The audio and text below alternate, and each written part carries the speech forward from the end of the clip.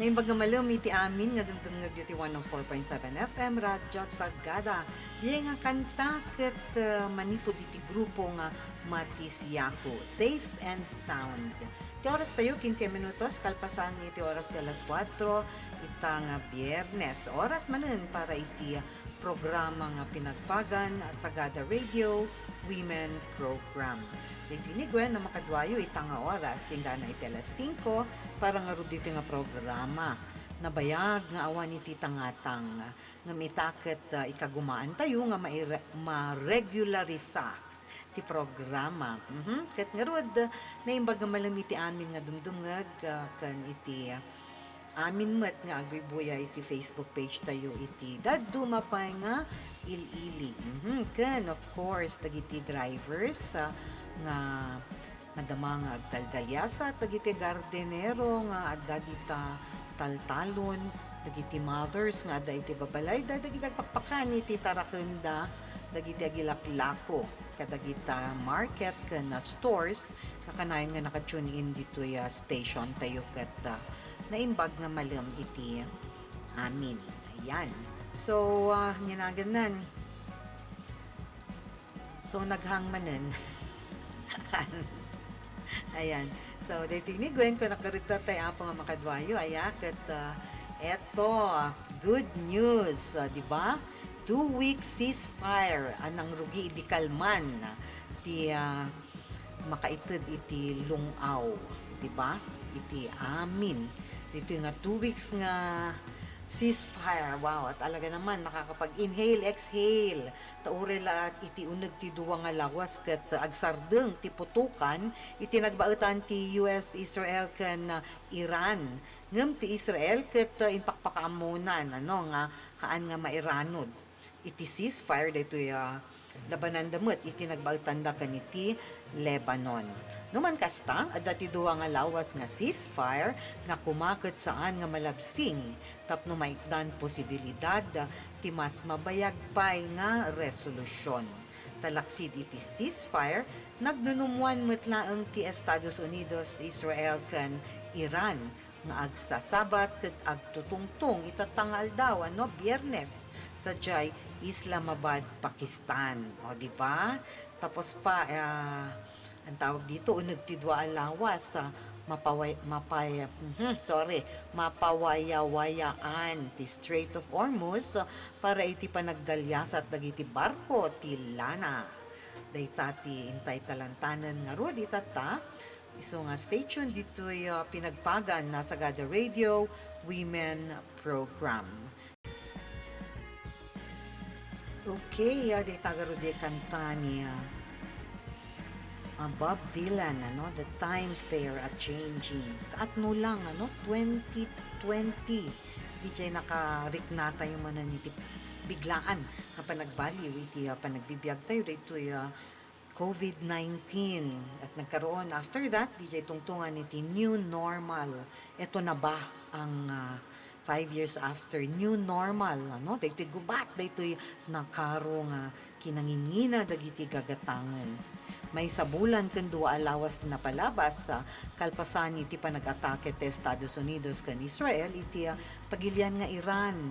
Ngem kasalamet nga datayo ti na bomba, feeling ko lang na bomba iti nakangingina nga presyo ti produkto petrolyo na bomba iti 1,700 pesos.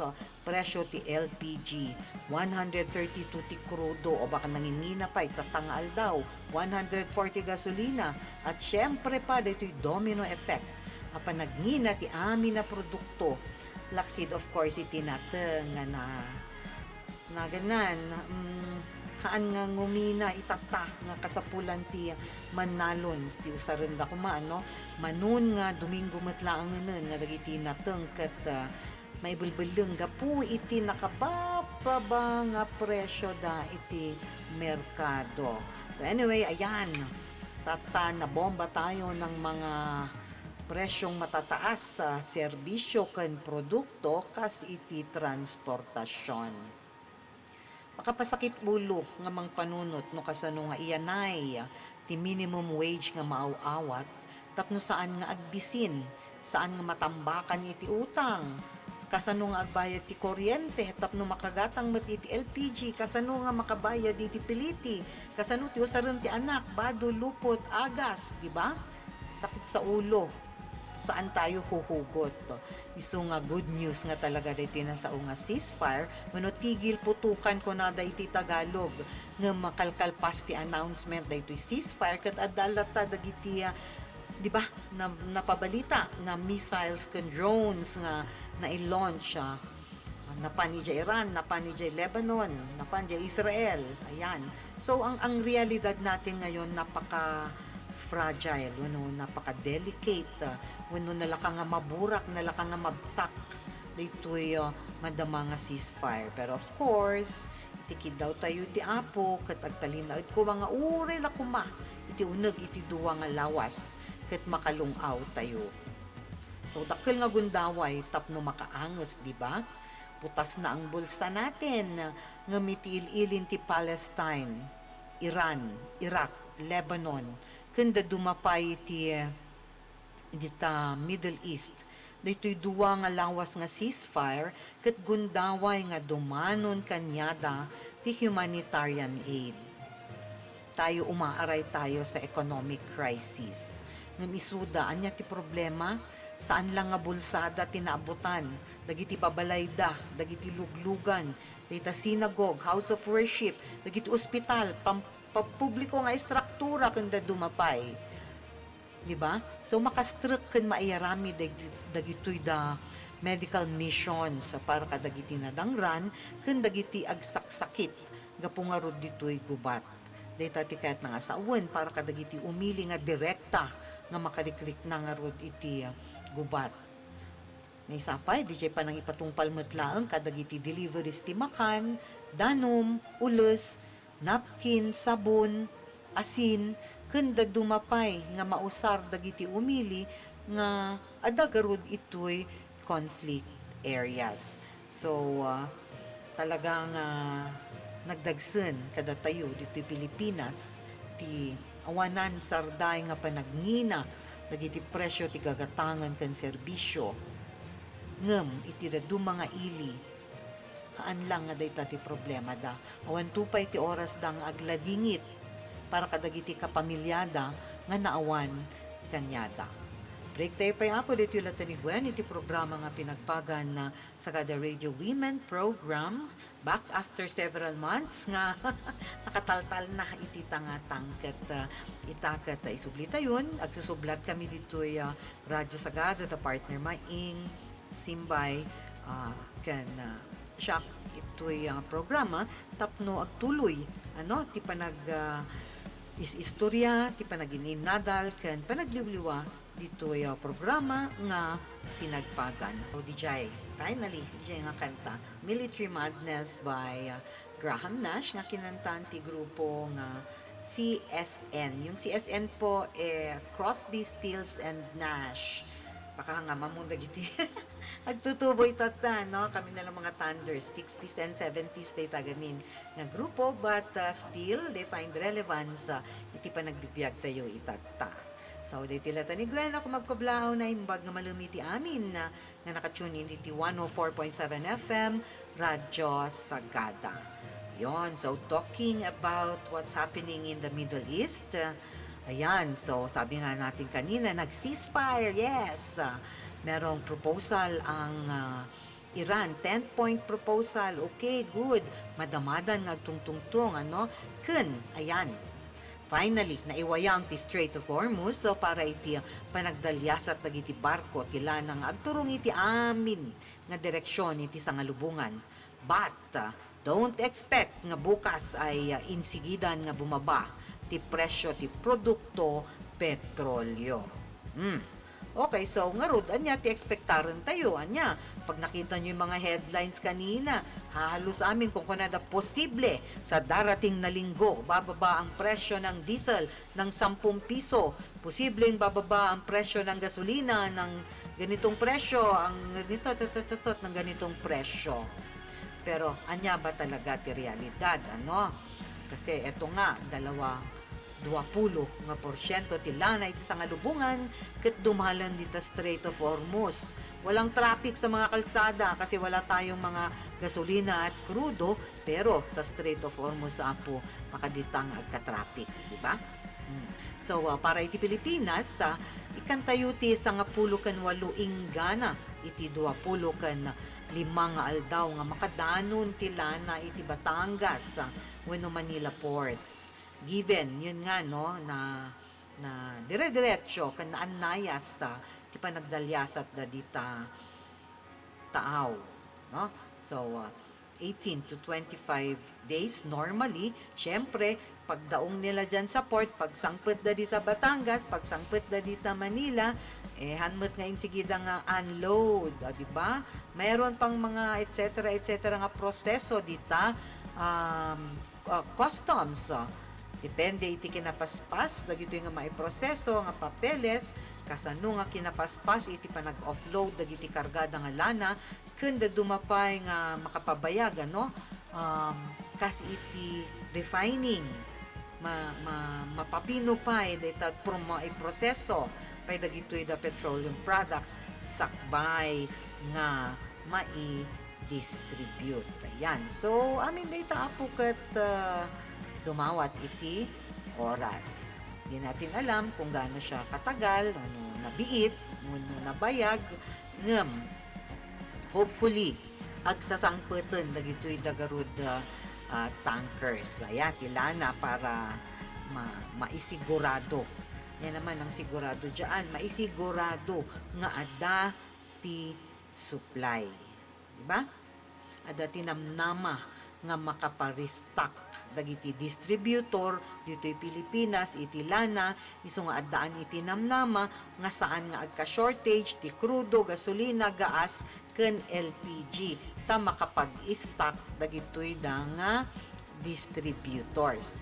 Okay. So hopefully on the way dan nga talaga kasi awan pa ti balita nga maisiramanen data Strait of Hormuz. So far, ti kalman kanita nagrugin dagiti barko ti lana nga dumalyasat dita. Yan. So at least manupay nga lawas ket adan ti stock no kumbaga nakadalandan ni jay data Strait of Hormuz, kumbaga data toll gate nga data na at least no nakalabas da ditan diayon international waters diayon no sa dinno ket nawayan nga makadanon da ditoy pagilyan. Kaya pag nakadanon da, at least dati supply nga mausar iti sumarsaruno nga bulan. Pero yun nga, hindi agad bababa ang presyo ng produkto petrolyo. Kung nadakat bin mamamutan ti presyo iti world market, correct. Pero dagito yung negosyante nga gilaklako iti lana, panpanunutan da, anya nga iti usarek nga mang pa-repair kadagito yung nabomba nga pasilidad ko. Kasanungay dagito yung nabomba nga lana nga napupuuran, ano? Gapo nga ro dito nga gubat. Kaya expect natin na hindi automatic nga bumaba ti presyo ta adda dagiti panpanunuton dagitoy da negosyante ti lana nga bawien da nga nadadael uno napukaw iti panawen garud iti napalabas nga 6 weeks nga gubat. Yan. So hindi agad bababa ang presyo ng mga bilihin at babayaran ano kanagnan na ipiliti nan bagas o di ba anya ti bagas data 1.6 samot ti kababaan dito ito lakakaro ti LPG ay po 1.7 hantay nga ekspektaran nga insigida nga bumaba data. In fact amin mat data napadas tayo di ba nungin mato ti may sambanag wow medyo narigat nga bumaba ti presyo parang presyo ng diesel, crudo kan gasolina, idi. Ngumina rita, 3 nga piso, 2 nga piso, ngumno bumaba, 20 centavos, pananalang, di ba? So, ayan, wag muna tayo mag-expect baka makapabuang lang ti kasya nga banag nga wow makalungaw ka kun kunam iti bulsa nga maangayam. Kasi yun nga, volatile, delikado, nalaka maburak, nalaka madadaol, kuno daytoy kaslangay nga nalibulibog nga banag daytoy temporaryo nga linak ken kapya nga inted daytoy nga rod ceasefire. Gapo ditoy agannad agbuybuya dagiti supplier noan niya ti mapasamak. Gapo iti kinaawan seguridad ket saan da pay nga ibaba dagiti presyo no makita dan nga oy medyo totoo pang mabayagan daytoy linak ket tal na at adda nga namnamaan tayo nga ibabada dagiti presyo ti produkto petrolyo. Ayun. Dito ti kanta from Eric Clapton, Change the World. Met kumanya, no, ti panagbaliw dito yung lubong ket mailakam tayo, dagiti adda iti laylayan, dagiti marigrigat, dagiti middle income earners. Lagi tayo kasing nawawala sa equation dagiti adda iti tenga, di ba? No, adnaman ti tulong man ni iti gobyerno, mapanday ta iti poorest of the poor, dapat lang. Pero nawawala sa equation dagiti da minimum wage earners dagiti adda ti trabaho da nga uman-anay laeng DJ sweldo wenno pasaray pa nga kumurang karkaron no adda mangyaring emergency kas pagarigan pa naka ospital. So laging wala sa equation. Anyway, so iyan ang minsan problems agkurang iti estratehiya ken taktika ti gobyerno nasyonal tatay iti sidong ti Presidente Ferdinand Marcos tinapalpalaba syempre dagiti dadto mga presidente always no adda ti crisis laging nagkakandara pa na mag-isip kung nag-iisip man niya iti estratehiya ken taktika no kasano nga sungbatan daytoy crisis no kasano nga ikan lungaw dagiti umili gapo dito'y garod nga crisis. Eto, yun nga sabi natin kanina, ayuda tupay nga naikari para iman kadagitoy da kwalipikado a driver ket awan ingga na itatan pailaeng nga din manon kadagiti adda iti kaaw-awayan. Sila nga yung nangangailangan talaga. Ta sa balimod nga talaga ti dagsen ti gastos ti krudo ken gasolina dito isang at salog kilo-kilo makitid rangrangkis hanga kasla iti kapatagan nga adadayo ti tarayon na ti may 1 litro nga krudo wenno may 1 litro nga gasolina. Yan at ayuda na i-promise manon nga lawas tilin mabas was pa rin, di ba? So paano pa ito nga sabi natin wage earners mono dagiti agsilsildo nga nababa walang ayuda, bagsak presyo ti produkto nateng dagiti manalon, nagrigat nga agbirok ti panggedan. Hindi naman pwedeng nagpaspas kalatan nga kana sige dayto yung taramido kita tatani awan kayod ko dito yung panagmaneho. Wala nga walang subsidy para sa dagitoy da marigrigat na orela ko mabagas, di ba? No kumabagas kana dati subsidy iti kuryente, anya pay, pero wala pa. Ending mga mothers kayo na po ang gagawa ng paraan no kasano nga umanay ti manulang nga lagbuyo ken lagbo ni mister, di ba? Kayo na po ang mag-imagine no kasano nga benaton dayta nga budget. Kasi nga, mostly naman mga babae ang mga nagbabudget.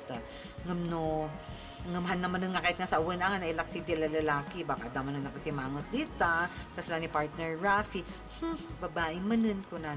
Hindi, pero totoo naman, no, mas mga babae yung gumagawa ng budget. Itiraduma, duwada, nga agasawa, itiraduma, dagiti lalaki. Anyway, most of the time, babae. Isungay tatang ganitong situation, iti economic crunch, gapong arod dito'y panag skyrocket ti presyo dagiti produkto petrolyo mga mothers manun tinaaramid yun nga recipe wika nga sa English dishes iti panag-usar iti sayote. Di ba? Imagine mo namin nga mabalin nga usaram tapno nga rud makalungaw no mabenat DJ budget nga igen mo kasi han mo nga amo no baka next week kakaroon na naman ng problema han mo nga amo nga baka next week kat haan laeng 6 weeks DJ gubat no di kat mas nabaybay-bayag pa no? So, nakadepende ti adu nga bagay iti tungtungan na sa Jai Islamabad tatanga aldaw. So, anyway, iso nga itanga ceasefire, mag-enjoy muna tayo kasi at least dati paka, di ba, inhale, kan exhale ang tayo basit numan saan nga hampe nga solid. Agyaman tayo, taad daday ito basit nga gundaway, nga makalungaw. Nanguruna dagito dagarot ko natay tatay direkta nga apektado iti panagbomba, dagiti pamilya, dagiti ubing, nga ada iti conflict zones. Maure la duwa nga lawas ket makaanges da basit. Ken yun nga sabi ko at least ada gundaway nga dagito naawanan piman ti loved ones adamat ti kastada met ang agladingit, di ba? Minsan dahil nga grabe yung conflict, DJ safety ti pangpangrunam hanmon nga ammo nga marikna, DJ sadness, DJ sorrow no at dati napukaw nga loved one, pero at least now they would have opportunity met nga maka ited iti respeto kadagiti loved ones da nga pinmusay. So para kadagiti nabisin, dagiti agsaksakit, dagiti nasugatan nga at the time nga makaawat dati makainanada, makaala dati agas, dagiti agsaksakit ada oras da nga agpapigsa, di ba? So bareng iti ababa nga ceasefire dagiti met liderato ti Pilipinas, liderato ti Estados Unidos, liderato ti Israel, kanuray ti Iran, ket makapanunot da medlaeng na ipangpangruna ti seguridad ti kaadwan, ti dignidad ti kaadwan. Kasi hindi lang naman tayo nabubuhay dito in terms oftigaro dagang anges ka lang, inhale, exhale, no. Kasapulan nga biyag tayo mo ta, di biyag nga dati dignidad da, di ba? Life with dignity.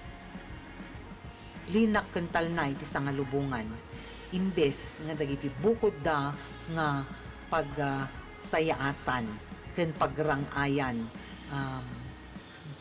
nga iti nalawa nga bilang ti tattao ket marigrigatan. So let us pray that the tagarod, our leaders, especially here in the Philippines, would find ways makapanunot da, makabirok da, kundi mo na birukan da iti puspuso da ken panpanunot da nga agserserbida para iti Pilipino, para kadagiti umili, haan nga dagita bank books da, haan nga dagita bank accounts da, ti apan da pagserserbihan.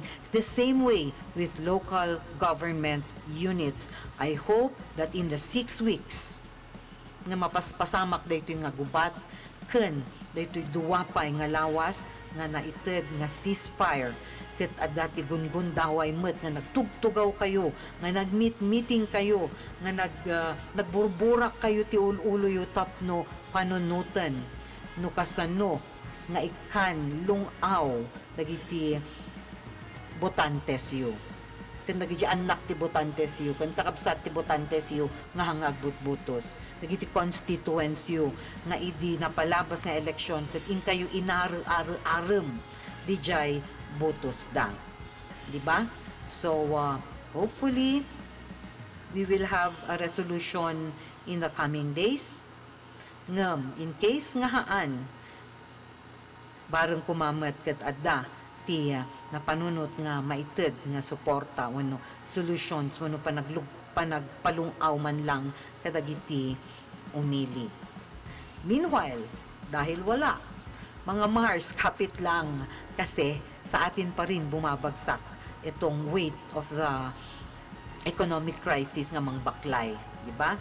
Pero kapit lang talaga kasi adang adati namnama. Kaya nga rod, naimbag nga malim, iti amin man nga dengdengag dito 104.7 FM Radyo Sagada, daytoy ni Gwen, nga host yu itang malim para iti programa. Daytoy pa nang isubliman nun iti tang iti programa nga pinagpagan Radio Sagada Women Program. Iti sumaruno nga lawas sa makadwayo dito mutla ang parehas sa nga programa ni partner Maing. I'm sorry, partner Simbay, April 17. So once more, good afternoon. Enjoy your weekend. Take time to breathe. Enjoy the lambak and the sala and the makan. Hanyo lang ang sobraan ti panag-inom. Oras